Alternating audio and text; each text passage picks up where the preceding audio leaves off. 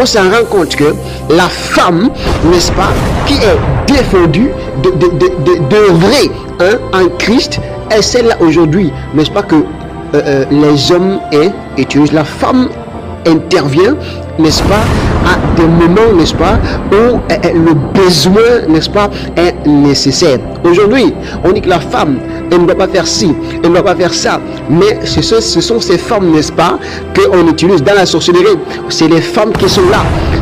La sorcellerie de la femme est plus sévère que la sorcellerie de l'homme. C'est comme ça en société. Là où on met la femme, l'homme ne peut pas traverser. Mais là où on met l'homme, la femme peut traverser.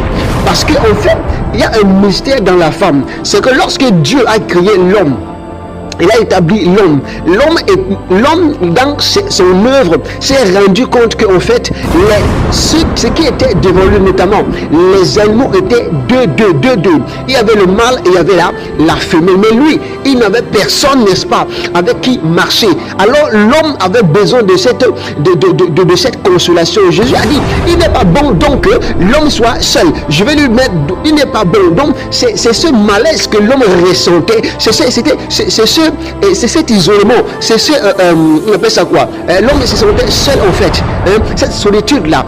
Alors quand le Seigneur de Jésus ferait une être semblable à lui, une être semblable à lui, et que les deux doivent faire quoi, dominer la femme et la partie de l'homme, l'homme et la partie de quoi, la femme. Lorsque la femme est envoyée vers l'homme, lorsqu'il regarde la femme, il dit voici maintenant cette fois celle au Shabagado qui est chair de ma chair, il est os de mes os. On l'appellera femme parce qu'elle a été prise de l'homme, et